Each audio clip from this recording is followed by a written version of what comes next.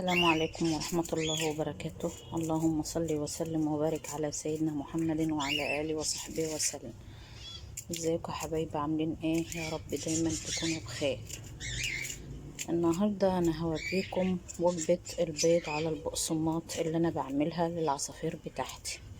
طبعا انا جبت البيضة سلقتها وقطعتها وبشرتها كويس جدا حتت صغيرة، وطبعا بكمل عليها برضو بالشوكة اهوت، بهرسها كويس جدا اهوت. حطيت طبعا شوية بقسماط على البيض، وطبعا بهرسها كويس جدا على اساس تبقى صغيرة على قد بق العصفور علشان ما يهدرش منها. طبعا زي ما انا قايله لكم ان البيض على البقسماط ده فيه كالسيوم جوه كويس جدا للعصفور ومحتاجه، فطبعا انا بقدم لهم يوم فيه يوم مفيش البيض على البقسماط. طبعا انا ههرسه كويس جدا معاكم اهوت زي ما انتم شايفين اهو. وهقوم دلوقتي ايه اقدمه كوجبة ايه فطار للعصفور. العصفور دلوقتي بيبقى جعان، فطبعا بيخش على البيض والبقسماط وياكل فيه. وطبعا هقدم معاكم كمان وجبة الخس للعصفور وازاي هو بيحبها، وهوريكم هم بياكلوا ازاي فيها. طبعا انا نعمت البيض كويس جدا زي ما انتم شايفين اهوت، نعمته كويس جدا اهوت.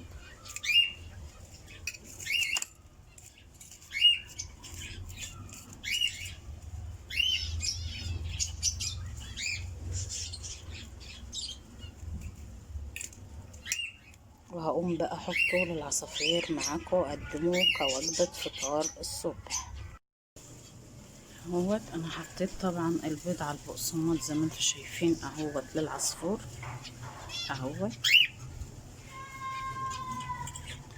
طبعا هم بيحبوه جدا لان انا معودهم عليه.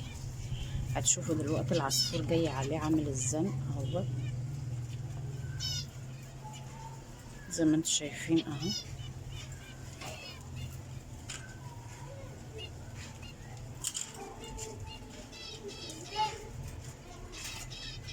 طبعا هحط معاكم برضو الخس، انا بحطه للعصافير طبعا عود علشان احنا في الشتاء، فعشان ما يجيب لهمش اسهال ولا يجيب لهم حاجه بقدم لهم بس عود واحد على اساس الفيتامينات والكميه اللي فيه. طبعا انا هحط كمان للعصافير اللي فوق اهوت. طبعا معاكم اهو انا بقدم لهم الخس زي ما انتم شايفين اهوت. وطبعا زي ما انتم شايفين اهمت هم بيحبوا البيض على البقسماط جدا زي ما انتم شايفين. طبعا هم من الصبح بيخبطوا علشان عايزين البيض على البقسماط زي ما انتم شايفين، هم داخلين على البيض والبقسماط وبياكلوه كويس جدا. وطبعا الخس كمان فيه فيتامين كويس جدا. طبعا العصافير اللي فوق دي مستنيه اللي انا احط لها، هم كمان اهم واقفين طبعا بيبصوا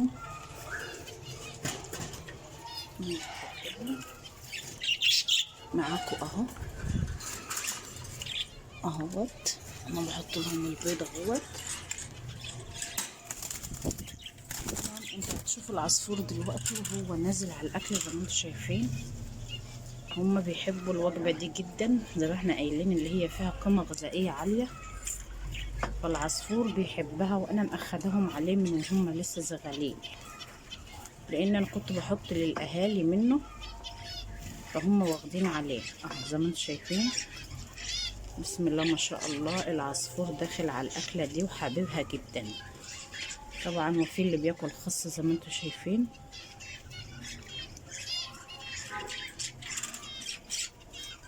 انا حبيت بس اصور لكم علشان في ناس بتقول العصافير عندي ما بياكلوش البيض على البقسماط. لا، ده هم بيحبوه كويس جدا. جوع العصفور وحط له، جوع العصفور وحط له البيض على البقسماط، او جوعه وحط له الخس زي ما انتم شايفين اهو. بسم الله ما شاء الله يعني.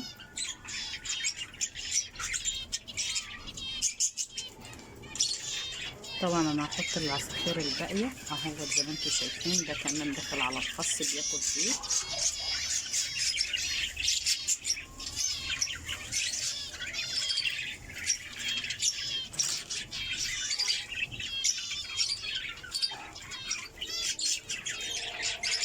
كأن هو فيه قيمه غذائيه عاليه جدا. طبعا انا هحط بقيه العصافير معاكم.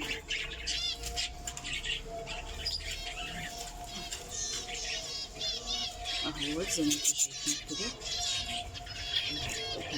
تبقى بالخس. انا مش بكتر عشان احنا في الشتاء وما يجيب لهمش اسهالات اهوت، لان العصافير دي مطلعه زي ما انا قايله لكم علشان الزغلول ما يجيلهوش اسهالات اهوت. انا بحط لكل واحد يدوب عود الخس. طبعا زي ما انتم شايفين اهو الفرد قرب للخس. طبعا ده العصفور البادجي اهو قرب للخس وبياكل منه زي ما انتم شايفين.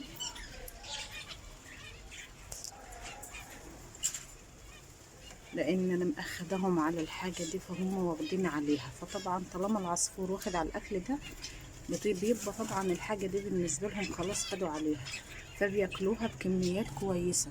طبعا بتديهم غذاء كويس وبتدي للفروخ اللي طالعه غذاء كويس اهو زي ما انتم شايفين اهو. عشان في ناس بتقول عصافيري ما بتاكلش خضار، عصافيري ما بتاكلش حاجه من دي. طبعا زي ما انتم شايفين اهو بسم الله ما شاء الله العصفور دخل على الخص بياكل فيه اهو، والعصفور التاني زي ما انتم شايفين اهو نازل ياكل فيه اهو.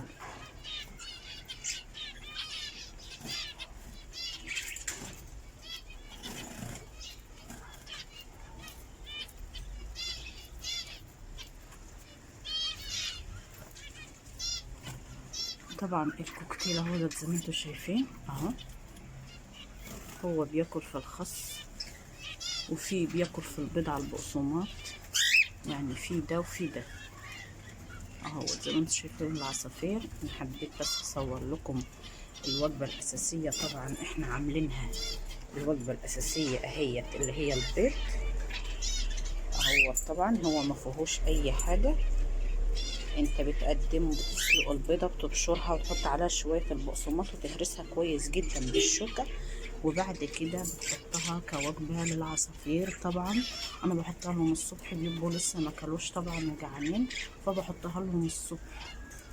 فدي بتبقى وجبه بتديلهم مصدر للطاقه والبروتين طبعا وكالسيوم كويس جدا للعصافير اهو. زي ما انتم شايفين العصافير اللي فوق اهي بتاكل فيه اهي.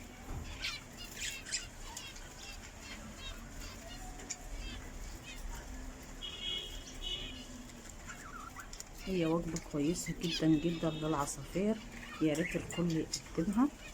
وهوريكم اللي انا بقدمه تاني لعصافيري. يا ريت اللي لسه ما اشتركش في القناة ينزل يشترك في القناة، يحط لايك ويكتب تعليق حلو وان شاء الله عشان يوصل لكم كل جديد. السلام عليكم ورحمة الله وبركاته.